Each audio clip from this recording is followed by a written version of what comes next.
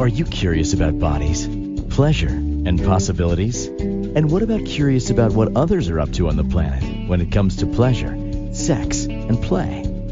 Have you considered what pleasure can do for your life, your body, and your bank account? Do you know something magical, delightful, and out of this world orgasmic is not only possible for you, but totally available to you?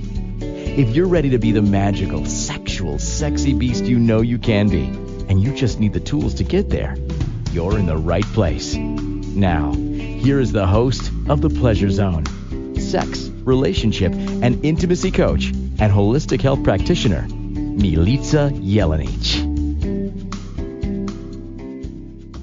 Welcome, my sweet pleasure seekers. This very fine show, we will be talking about bringing back, figuring out how we can have more libido. Like sometimes the libido just goes out the window, and why does that happen? So we're going to be reclaiming desire.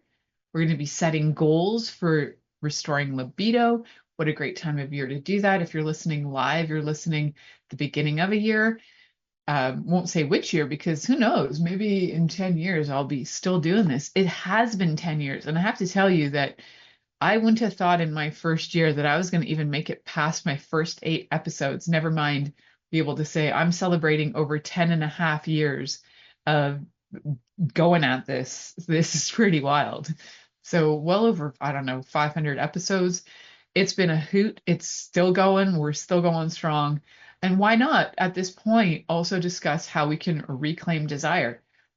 Reclaiming desire for things is, in this case, we're going to be talking about it for sex, but even in life in general, sometimes you have to look at how can you reclaim your desire. For me, even on this show, and one of the things that does continue my desire to continue the show is when I get great emails from listeners. I love it. I get it, some emails, probably not every day, but I get some pretty regular emails, which I love.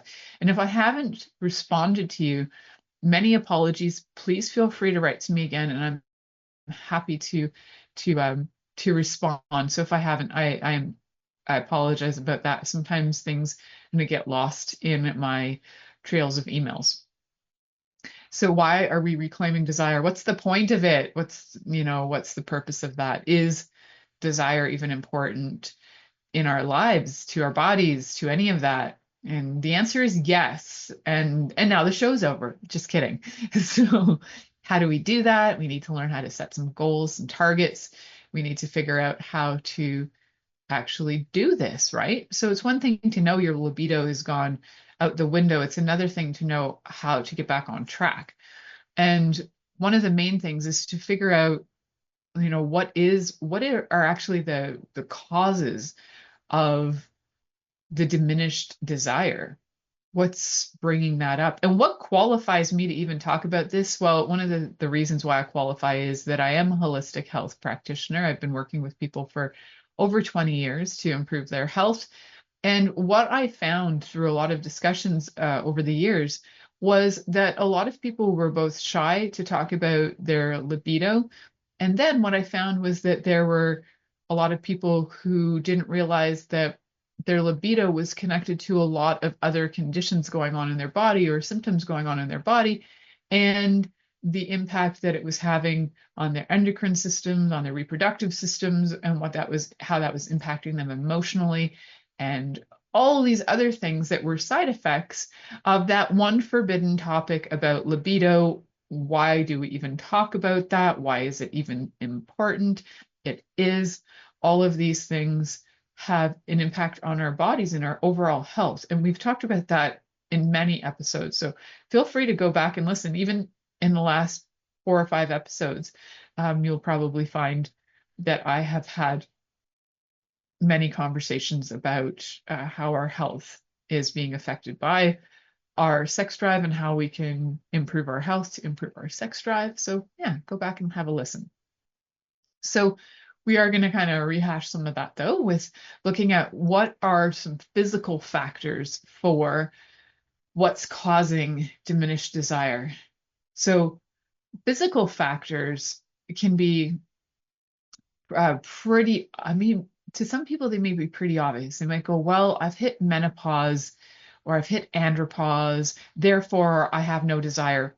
And they leave it at that. And they assume that is just the way it's going to be. That's just normal, not supposed to have any desire, just letting it go, pretending like it never happened, doesn't matter. It does.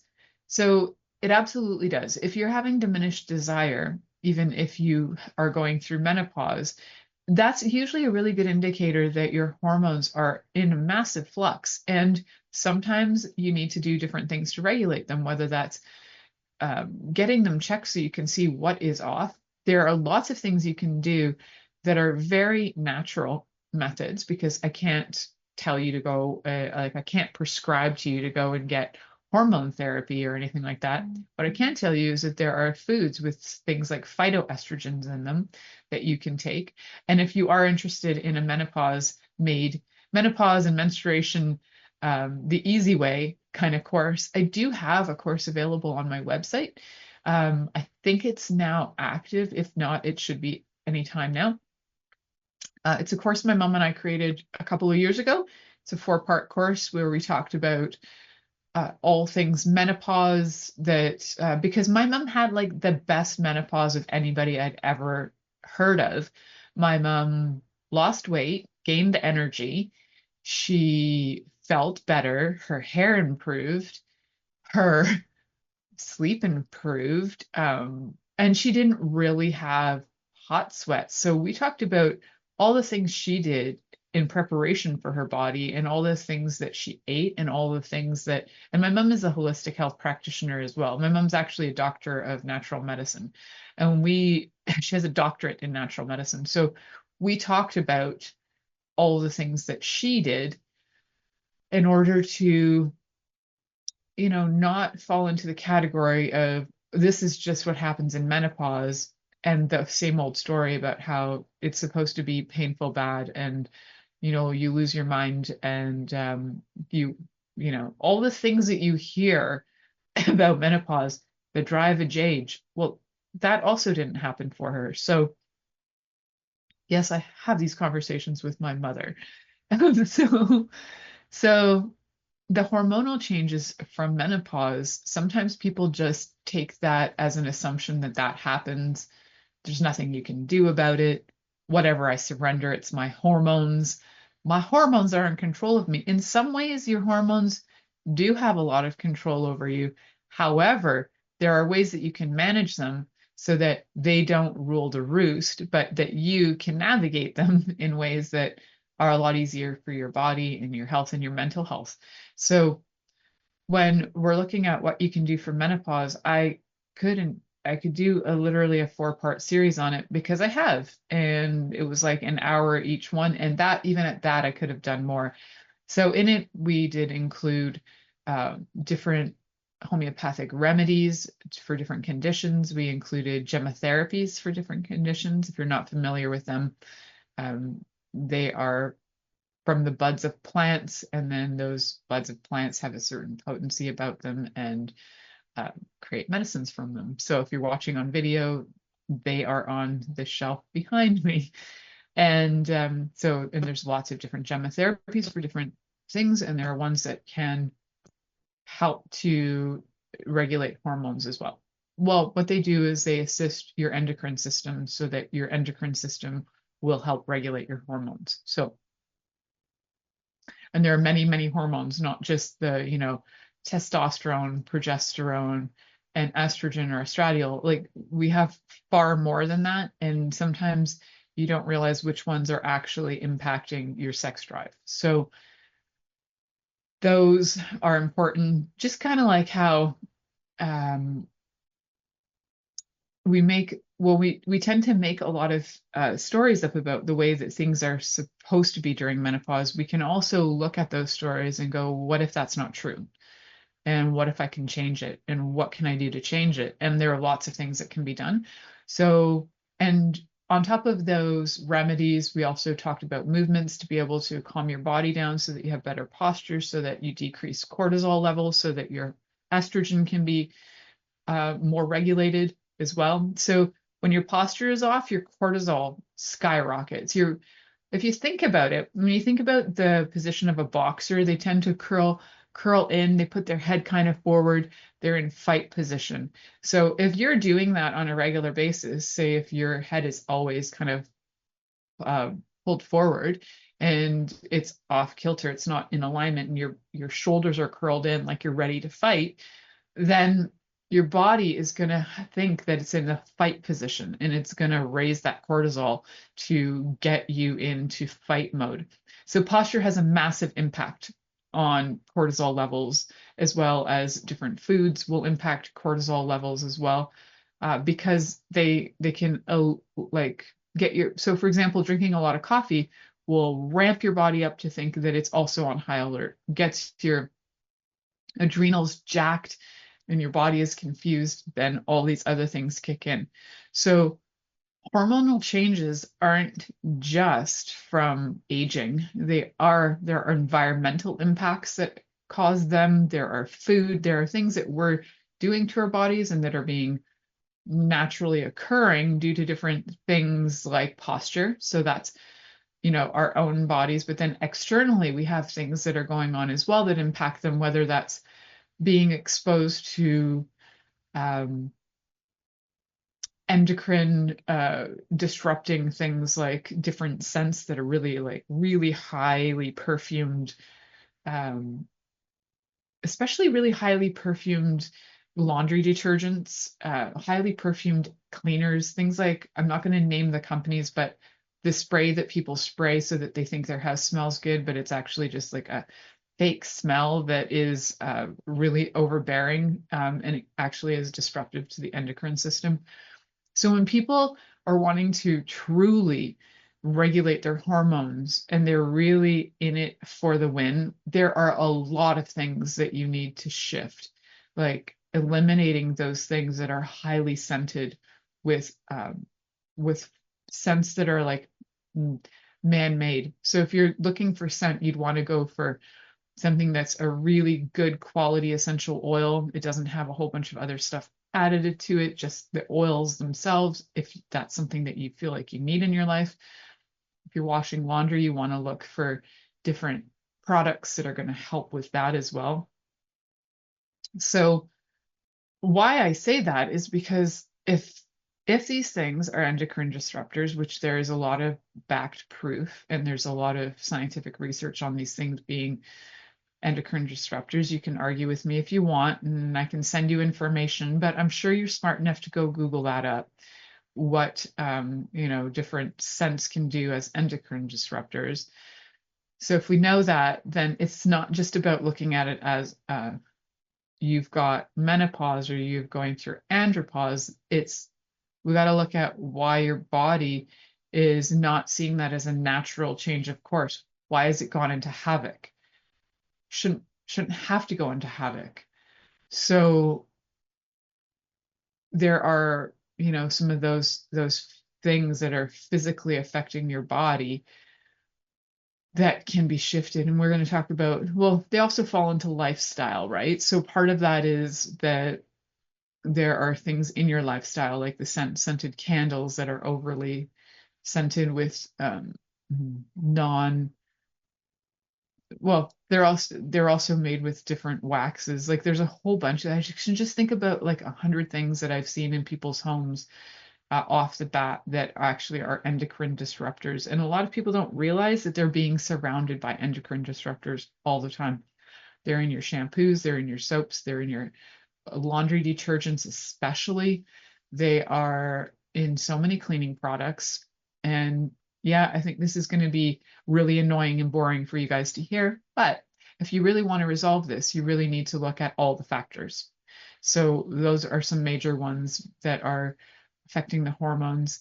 You might also have chronic health conditions that would affect your libido as well. So chronic health conditions could be anything from having pain in your body, say fibromyalgia is a really common one, which oftentimes can be alleviated, or the pain of it can be alleviated with different methods. If that's something that you do suffer from and you'd like to have some solutions, just feel free to connect with me. You can either book a time or send me an email through my website, milicajelenic.com, and we can look at some solutions. So some of those common reasons we've got, like menopause, andropause, why is it so hard for people these days? What can we do to regulate the hormones? First, we got to find out what's messing with them and eliminate those things.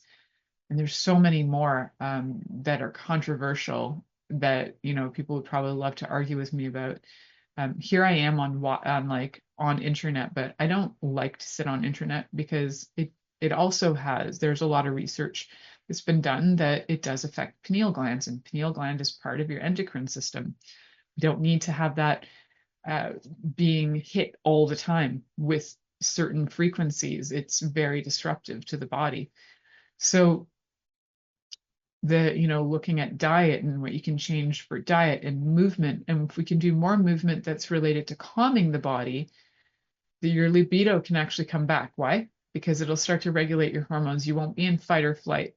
What sometimes people do when they are in chronic fight or flight, and they're almost like, when you're always in fight or flight, you might find that you're distracted. You might actually have labeled yourself as like ADHD, and many times people with ADHD have hypersexuality as one of their ways to be able to regulate themselves. So if you're looking at different reasons why you might have a diminished desire, for one, your body might be so far overdrive that it's exhausted, and also there may be other ways that your body is starting to go, you know what, this method that we were trying to do with hypersexualities isn't so great. Now there's like STDs, and now your body's exhausted again from that. It's a vicious cycle. So you want to be able to learn to regulate your body without involving hypersexuality, without involving medications that are going to affect your liver in the long run. It's going to affect other parts of your system in the long run. It's all connected, guys. So okay, I'm going to head to my first commercial break, or otherwise I'm just going to keep on ranting about endocrine disruptors. So it's one of the reasons why we have diminished desire is there's a lot of endocrine disruptors going on. So you're listening to The Pleasure Zone here on Inspired Choices Network, and we'll be right back after this commercial. Are you secretly a voyeur, wondering what's going on in other people's sex lives? What if now is the time for a totally different sexual evolution? Are you interested in people who are pioneers of different sexual and pleasurable practices? Lean in now with Milica Jelenic, where she will entice you and your body to know your own pleasure zone. On the Pleasure Zone radio show, with sex, relationship, and intimacy coach, Milica Jelenic, you'll receive tools, inspiration, and a foundation to allow yourself to receive more in your sex life, and quite possibly other areas of your life as well. Listen for The Pleasure Zone with Milica every Monday at 8 p.m. Eastern Time, 7 p.m. Central Time, 6 p.m. Mountain Time, and 5 p.m. Pacific Time on InspiredChoicesNetwork.com.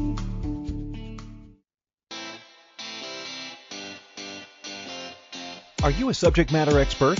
Are you here to share your expertise with an audience waiting to hear from you in only the way you can deliver? Are you ready to have your voice amplified across the airwaves? Inspired Choices Network has a global radio platform streaming to millions of people across the world. Professionally produced and supported by an accomplished team every step of the way, you can broadcast from anywhere in the world, knowing your voice matters, and we ensure it is delivered with ease and efficiency. Eager to hear your message, the world awaits. Contact us today to become an Inspired Choices Network radio host. Email become a host at inspiredchoicesnetwork.com. This is The Pleasure Zone with sex, relationship, and intimacy coach, Milica Jelenic. To participate in the program today, join our live studio audience in our chat room at inspiredchoicesnetwork.com. You can also make the choice to ask or comment by email, info@milicajelenic.com. Now, back to the program. Welcome back, my sweet pleasure seekers. Tonight we are talking about diminished libido. Why does it happen? You know, it's devastating for most.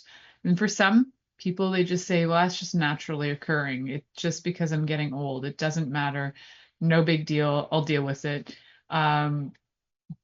It they really don't care, but they don't also realize that it's not just about the sex part. It's about what's underlying that. So what's going on in the endocrine system? What's causing the endocrine system to be off and disrupted? What are the sources? What are the foods you're eating that might be filled with hormones? There are a lot of foods that are absolutely chock full of hormones. So if you're not eating like grass-fed beef, and if you're eating hormone basically hormone-fed meat, that's gonna impact your body. It's going to. In the same way that, water sources from like tap water from like city water is never truly filtered enough to get all of the hormones from different things like medications, like all the birth control pills that, the fish are having, and then you're having the fish, but you're drinking the water that's never truly got all of those tiny little microscopic hormones that you're peeing out. It doesn't all come out, just letting you know. Get a good filter. If you need to know what some really, really good ones are out there that are relatively reasonably affordable, I can connect you with that. I'm not affiliated with any sales on those. But a lot of times people don't know where to go and what to get, and sometimes they're investing in $3,000 or $4,000 units that they don't actually need. They don't make that much significant difference. So yeah, if you're in need of something like that, again, connect with me.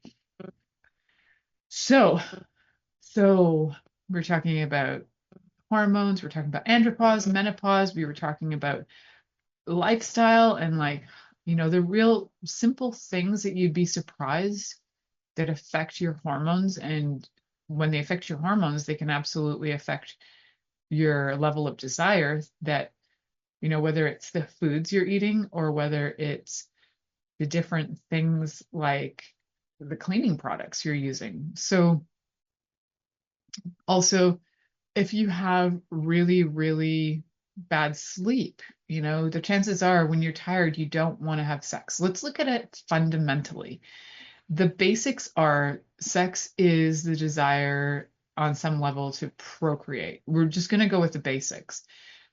Yes, there's pleasure-oriented sex, absolutely, but there's a real fundamental drive as animals, as we are animals, to have sex for procreation. And in times when your body is exhausted or ill, it's not going to have the same level of sex drive as when you are happy and healthy and calm and well rested. Exhaustion is not the first thought when you're exhausted, is not necessarily let's go create more life on this earth. But when you're feeling good and energized, your thought might be, even if you're like in andropause or menopause, might unconsciously be, yeah, now it's safe. Go procreate. It's safe. We're good. We're happy. We're healthy. Although, as I talked about a couple weeks ago, that absolutely masturbation can be a form to heal your body. If you're a solo player, I talked about that on the solo pleasuring episode there a week or two ago.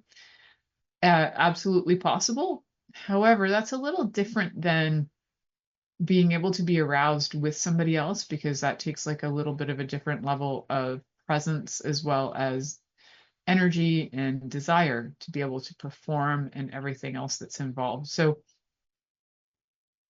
when you're tired, when you're ill, if you've had chronic illness, the chances are you're not super horny, because your body is thinking about surviving through the stress of the illness more so than the desire to procreate.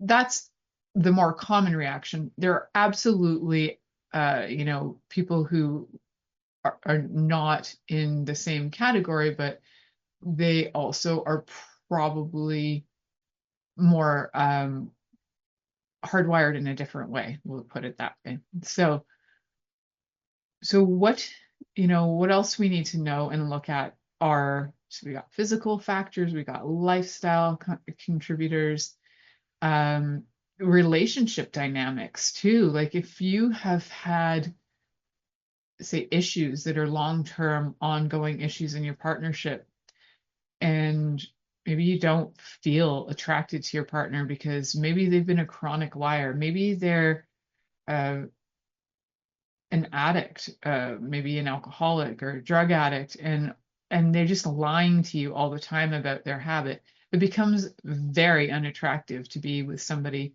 that does that.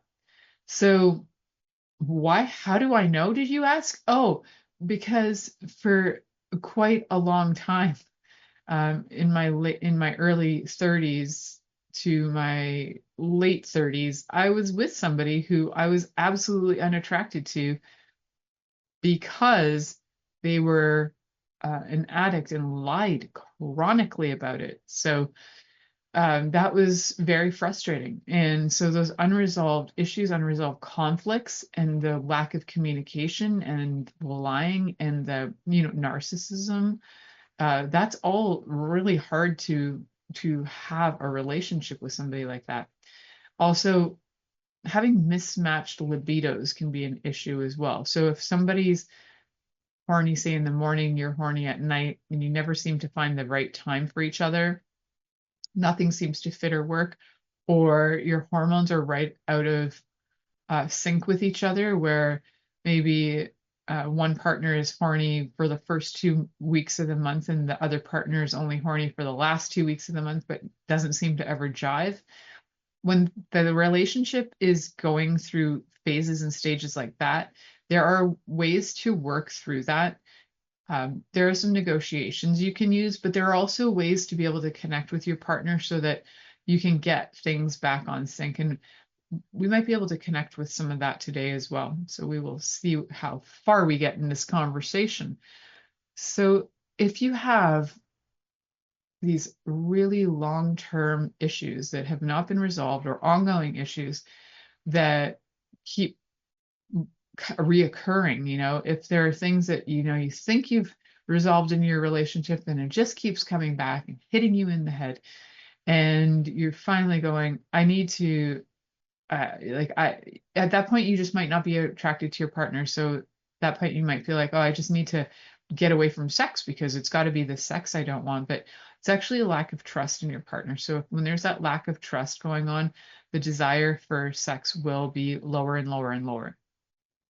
And so if there is a lack of trust, there needs to be a discussion about what created that.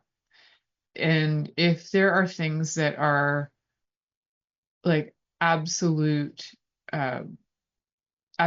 change the relationship and the dynamics and the trust that are never going to be resolvable, and that, in all fairness, you need to acknowledge that with your partner and say, you know what, this is something that I found unforgivable and I can never forgive you for it. So now we can either live in this limbo land of never having sex, or we can let each other go, because I know and trust that I know about me that I can never forgive this. So if you can never forgive something, be honest with yourself about that. Be honest with your partner about it. And even if your partner tries to convince you that, oh, no, it's okay, you will forgive me. If you know you and you know that you can't, just really stick to your guns on that, because otherwise you're doing each other a disservice. And it'll be one of those things where you're like, I spent the last 14 years of my life and I wasted all this time, and I could have been with somebody and I didn't, and then all the regret. So yeah, we want to make sure that you don't fall into all of that regret. And we want to look at how can we start to change some things. So one of the things that we want to be able to do is have some targets. A lot of people like to call them goals. So have some targets that are achievable, because what you're going to need to do is see results, right? So and achievable in a way that's not like, I'm going to do 65 days of 1-hour workouts. That is not achievable if you have not done a 1-hour workout ever in your life. if that's the kind of situation you're in, you've never done a workout in your life, but you need to create an actionable target, then the actionable target is once a week, I will do 10 minutes of walking or jogging or swimming. 10 minutes once a week is very, very achievable. And then you could go on to do, then after you do that for a month, you go, oh, you know what? I did that for a month. Yay me. I did 10 minutes every once a week. Like that is success. Mark it on the calendar, make it happen, especially for people who say they don't have time. I don't have enough time for that. 10 minutes once a week. See how you feel.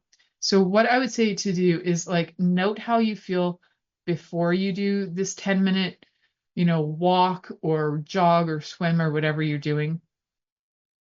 Note how you feel before, do the action for 10 minutes, and then wait about half an hour after you've done it and note how you feel after. Keep a log of it, because if you keep a log of it, when you look back, you'll probably start to realize that you've actually felt better every time you've done that.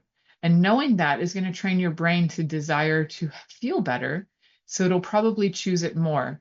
So the next month, you might go for 2 10-minute workouts a week. So by workout, I'm not saying like lifting weights. I'm saying you just might want to walk or jog. We're not trying to increase cortisol by making things like super heavy workouts. We're just trying to get you to feel good in your body. And these actionable goals, targets that are very simple, that you can actually note how you feel before and how you feel after, and then you've tracked that, is going to help you feel like staying on track. And if you do need to be accountable, if you do need somebody to work with you on creating a plan like this, creating some targets, then absolutely connect with me, because when you do get, your body back on track, your libido will also start to get back on track. So we're also going to look at things like nutrition, like what can you do to get your nutrition back on track? So we'll talk about that when we come back from this next commercial break. Stay tuned and turned on. Are you secretly a voyeur, wondering what's going on in other people's sex lives? What if now is the time for a totally different sexual evolution? Are you interested in people who are pioneers of different sexual and pleasurable practices? Lean in now with Milica Jelenic, where she will entice you and your body to know your own pleasure zone. On the Pleasure Zone radio show, with sex, relationship, and intimacy coach, Milica Jelenic, you'll receive tools, inspiration, and a foundation to allow yourself to receive more in your sex life, and quite possibly other areas of your life as well. Listen for the Pleasure Zone with Milica every Monday at 8 p.m. Eastern Time, 7 p.m. Central Time, 6 p.m. Mountain Time, and 5 p.m. Pacific Time on InspiredChoicesNetwork.com.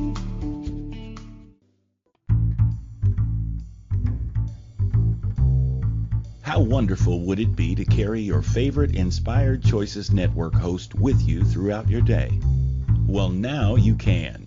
Inspired Choices Network now has its very own mobile app. Our free app offers live streaming shows, along with thousands of podcasts and TV episodes. Our shows cover a wide variety of topics. Whether you're waking up with us, carrying us through the day, and taking us to bed with you, we're always here for you to enjoy. We're easy to find. Just search for Inspired Choices Network in the Apple App Store or Google Play Store. This is the Pleasure Zone with sex, relationship, and intimacy coach, Milica Jelenic. To participate in the program today, join our live studio audience in our chat room at InspiredChoicesNetwork.com. You can also make the choice to ask or comment by email, info@MilicaJelenic.com. Now, back to the program. Welcome back, my sweet pleasure seeker. You're seeping pleasure. Now that's fun. Seeker. In 10 years, I have not actually said pleasure seeker. So whatever that is, enjoy being a pleasure seeker and a pleasure seeker.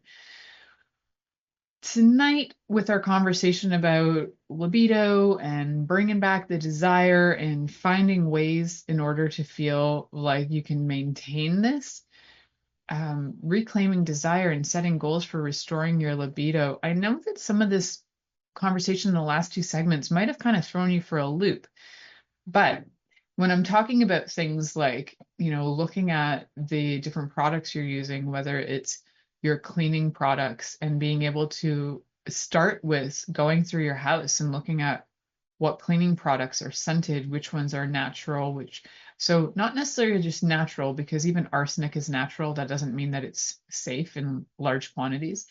So no. And there are lots of other things that are natural that are also not safe. So I would say safe products that you can use, that you want to eliminate the sulfides out of your food. You want to eliminate like sodium lauryl sulfate out of your cleaning detergent, and sodium lauryl sulfate. All of those are carcinogenic, and they also tend to be in a lot of stuff that has scent in it. So avoiding things that are, going to kill you is great. I was just having a conversation with somebody today too about the weird and strange ingredients that are in foods that absolutely affect our bodies nutritionally and will diminish our health. And one of the weird ones to look for is the short form is TSP, trisodium phosphate. Trisodium phosphate is found in things like Cheerios, and it's a paint thinner.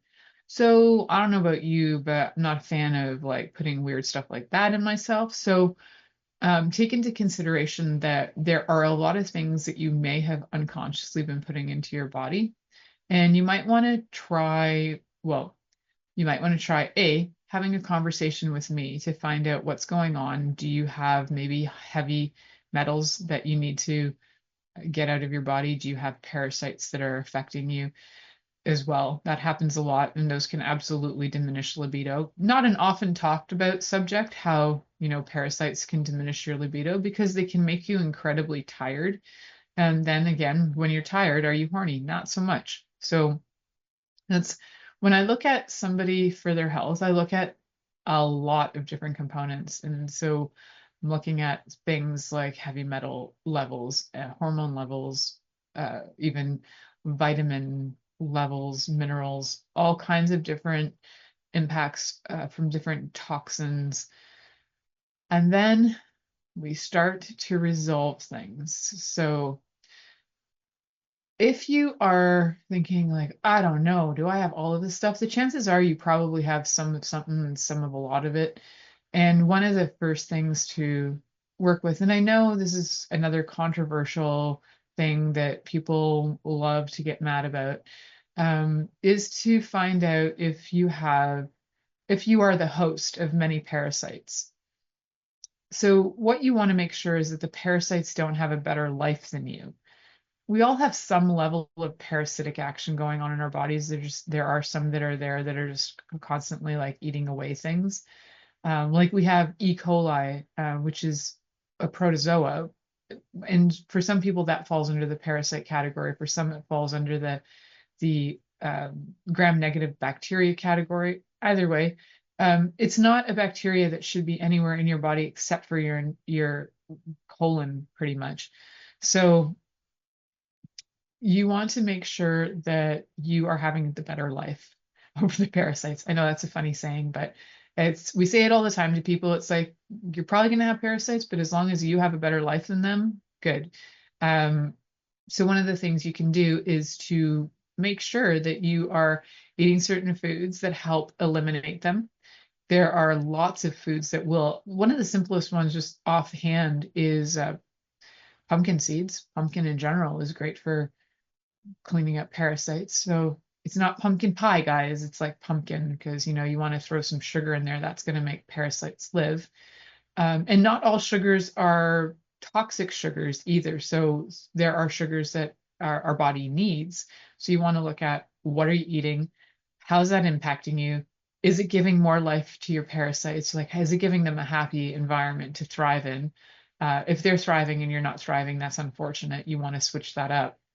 And they also have the capacity to hold 6 times their body weight in toxins. Toxins, as well as fungus and bacteria, they are like incredible at holding like massive amounts of waste. So one of the things to do is get a really good parasite cleanse so that you're getting your body to be the happiest it can be.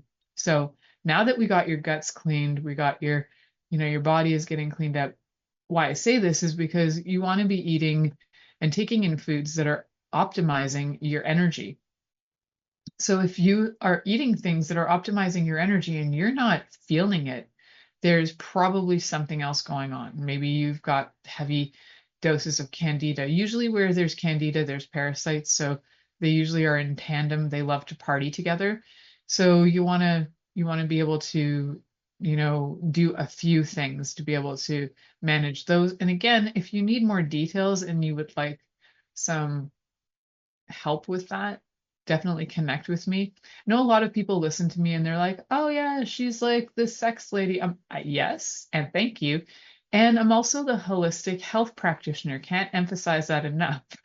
So that is something that a lot of times it comes back to health, to look at what's going on with the sexual situation in your life. And sometimes it's a relationship situation going on. So we look at all of it. It's a holistic approach. So nutrition, another one of the things is there are like main things that your diet needs. And diet's such a crap word. So there's main things you nutritionally require in your body. You need fatty acids, you need proteins, you need certain minerals and vitamins. You need good clean water. And so, you want enough different foods that are giving you all your requirements. So for example, you want to have on average, the average person needs about 100 grams of protein a day. So you can look up different lists about like how much protein is in what. And then when your body is satiated with protein, it's usually not hungry for many, many hours. It takes a lot longer for your body to break down proteins. Also helps regulate blood sugars. So if it's regulating that, it's helping your pancreas. Your pancreas is part of your endocrine system, as well as some organs have multiple systems that they're involved in. Pancreas happens to be one of them, but the pancreas is part of the endocrine system. So you want to have that regulated, especially with sugars. You want that regulated as well, because I don't know if you know this, but a lot of times pre-diabetics have pretty irregular, we'll call it irregular, not non-existent, but pretty irregular libido. So you want to get that managed as well. So, sometimes I'm just like on a roll and I'm like, where am I? So nutrition, talking about those main nutritions, fatty acids from things like, eggs have fatty acids. We've got flaxseed oil, although flaxseed, people are getting really controversial about seeds and seed oils these days. Anytime you're cooking in oil, it'll change it from what it is to a trans fat. So they're a lot harder for the body to navigate. You want to keep it in the cis fats. So you want to make sure that they're not changing their configuration through heat. Not a lot of oil should be heated. So if you are cooking a lot with oil, that could be contributing to some issues, especially in the liver. And that'll, impact certain things like enzymes, which will, it's just like a cycle. So like, let's get back on track. So nutrition, I could talk about nutrition in and of itself for a very long time. So I think it's more important to know what your metabolics are, what your body requires, what to add, what to eliminate. Everybody's different. It's not like a one solution for all, but you can get really specific. You can even figure out, are you one of those kinds of people who needs to have high protein days one day and high carb days the other day? Sometimes that's the kind of body I have. I think I'm a mesomorph. Anyway, I don't actually name them that way. I just look at it as, what is your body lacking? What does it require? Are you more parasympathetic dominant or sympathetic dominant? Is your body regulated? Because if it is, then you're probably eating the correct foods. If it isn't, then you need to look at how to manage that and what needs to be added. And that's usually a pretty quick solution to figure that out. So we're going to head to our next commercial break. When we come back, we're going to wrap up this wild and wonderful show that seems to have lasted 3.5 minutes. I will see you on the other side of this commercial. Are you secretly a voyeur, wondering what's going on in other people's sex lives? What if now is the time for a totally different sexual evolution? Are you interested in people who are pioneers of different sexual and pleasurable practices? Lean in now with Milica Jelenic, where she will entice you and your body to know your own pleasure zone. On the Pleasure Zone radio show, with sex, relationship, and intimacy coach, Milica Jelenic, you'll receive tools, inspiration, and a foundation to allow yourself to receive more in your sex life, and quite possibly other areas of your life as well. Listen for the Pleasure Zone with Milica every Monday at 8 p.m. Eastern Time, 7 p.m. Central Time, 6 p.m. Mountain Time, and 5 p.m. Pacific Time on InspiredChoicesNetwork.com. This is the Pleasure Zone with sex, relationship, and intimacy coach, Milica Jelenic. To participate in the program today, join our live studio audience in our chat room at InspiredChoicesNetwork.com. You can also make the choice to ask or comment by email, info@MilicaJelenic.com. Now, back to the program.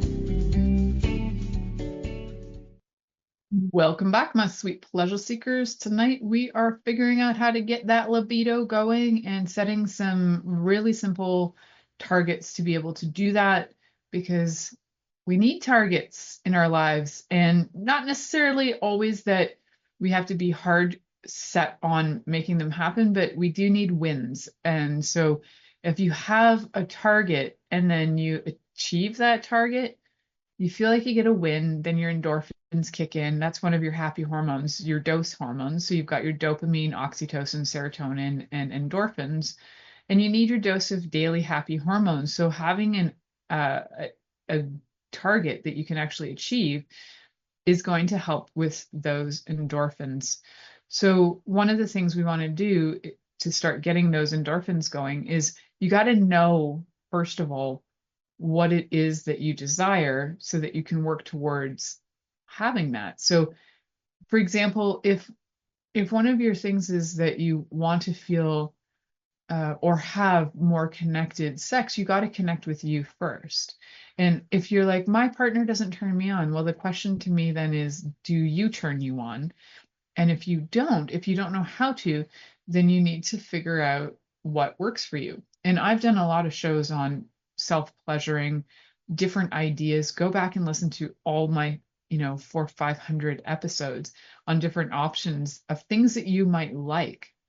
So knowing what you actually desire is helpful. And if you have absolutely no clue, I encourage you to go to my website, milicajelenic.com, and download the do's, don'ts, maybes list. It's a little vanilla, but it's a great start. On it, there is there's the do's, don'ts, maybes column, but on the other second page is a whole bunch of list of ideas, locations, and different things you can add. So it's kind of like a clue game for sex. It's like, Mustard did it in the library with the revolver. Well, in this do's, don'ts, maybes list, it could be like doing it in the kitchen on the table with a vibrator. Get me? All right. It's like sexy clue. I actually had a show about like how you could turn all your regular board games into like sexy board games. I don't know when I did that. It was way back when. I'm pretty sure I did that. If I didn't, then I dreamt that I did it, and I should do it. I'll have to go back and find out. So I really think I did. But man, it's been a lot of years. Okay. So know what you actually like. That's really helpful. Being able to communicate that with your partner, even more helpful.